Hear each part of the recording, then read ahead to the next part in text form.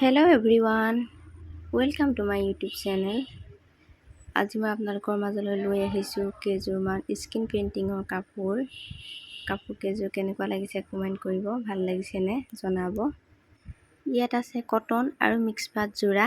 বৰ্তমান যিহেতু skin painting কৰি কাপোৰ মই চেল কৰি আছোঁ, সেই ভাবিলোঁ ভিডিঅ'টো কৰি আপোনালোককো শ্বেয়াৰ কৰোঁ। যিহেতু ডে টু ডে লাইফ সকলোখিনি মই শ্বেয়াৰ কৰি আছোঁ আপোনালোকৰ লগত।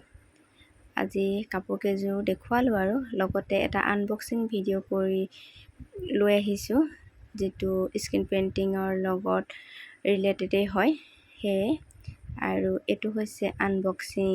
এয়া চাওক, ভণ্টিহঁত যেতিয়া আছিলে আমাৰ ঘৰত, যোৱা সপ্তাহৰ কথা এইটো ভিডিঅ'টো কৰিছিলোঁ। ভিডিঅ'টো আপলোড কৰা দেৰিয়ে হৈ গৈছে। যেতিয়া স্কিন পেইণ্টিঙৰে বস্তু হয় এইখিনি, যিসকলে দেখিছে কৰিছে তেওঁলোকেতো দেখাৰ লগে লগে গম পাইছে কি হয় বস্তু, আৰু যিসকলে কৰা নাই তেওঁলোকে এয়া চাব পাৰিব। এইখিনি হৈছে স্কিন পেইণ্টিঙৰ স্কিন কালাৰ ৰিডিউচাৰ। সেইখিনি আগতে আনিছিলোঁ, কেইটামান কালাৰ প্ৰয়োজন হৈছিলে, সেইকাৰণে অনলাইন অৰ্ডাৰ কৰিছিলোঁ। পাৰ্চেলটো আহি পাই গ'লহি। আৰু ভিডিঅ'টো কৰিছোঁ কিহৰ কাৰণে জানেনে? যিহেতু কেতিয়াবা স্কিন ফাটি আহে আৰু ভিডিঅ'টো কৰি যদি মই আনবক্সিং কৰোঁ, তেতিয়া মানে খোলোঁ, তেতিয়া কি হয় তেওঁলোকে আকৌ আৰু তেনেকুৱা এখন আকৌ ঘূৰাই দিয়ে মানে। সেইকাৰণে ভিডিঅ'টো কৰিছিলোঁ। সেয়ে আৰু নজনাসকলৰ কাৰণে ভিডিঅ'টো শ্বেয়াৰ কৰিলোঁ। এইকেইটা কালাৰ দেখিছেনে? কালাৰ 4টা আছে, ৰিডিউচাৰ হাফ লিটাৰ আছে আৰু স্কিন আছে 2খন।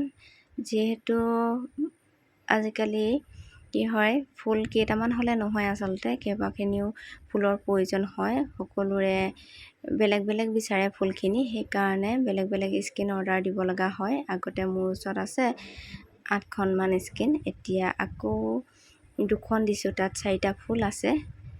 আৰু দেখিছেনে, প্ৰথমে এইখিনি মাজতে যিটো আমি আগতে লগাই লৈছিলোঁ টেপটোৰ সৈতে, এতিয়া নতুনকৈ তেওঁলোকে ব্যৱস্থা কৰি দিছে যে মাজতে এটা ডাঠ কাগজেৰে তেনেকৈ টেপ লগাই দিছে, যিটো কাৰণে আমাৰ স্কিন পেইণ্টিং কৰিবৰ কাৰণে সুবিধা হৈছিলে। ইখন এনেকৈ ঢাকি ল'লে আমাৰ এতিয়া হৈ যায়।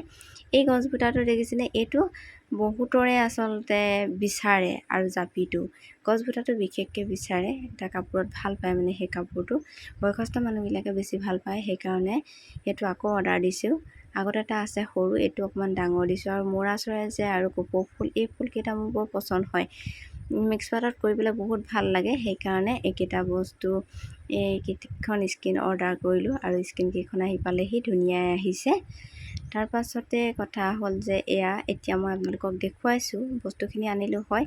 স্কিন পেইণ্টিঙত কেনেকৈ কৰে আচলতে পেইণ্টিং, সেইখিনি দেখাইছোঁ। কপৌ ফুলপাহ আচলতে ইয়াত বেছিকৈ জিলিকা নাই, কালাৰটো অকণমান বেলেগ হ'ব লাগিছিল। তথাপিতো পিংকত ব্লুটো অকণমান জিলিকিব বুলি দিছিলোঁ।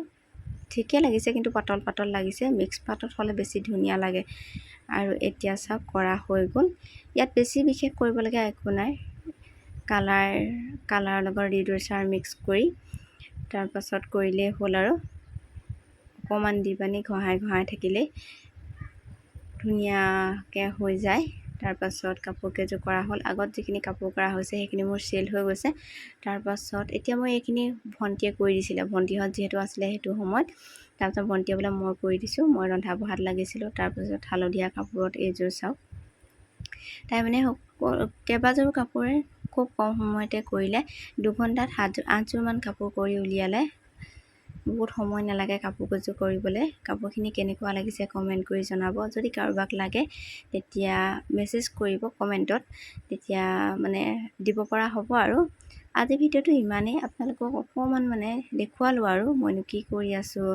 ভিডিঅ' দিয়াৰ উপৰিও ঘৰত ব্যস্ততাৰ কামৰ মাজতে এইখিনিও যে মই কৰি আছোঁ, তাকে আপোনালোকক শ্বেয়াৰ কৰিলোঁ।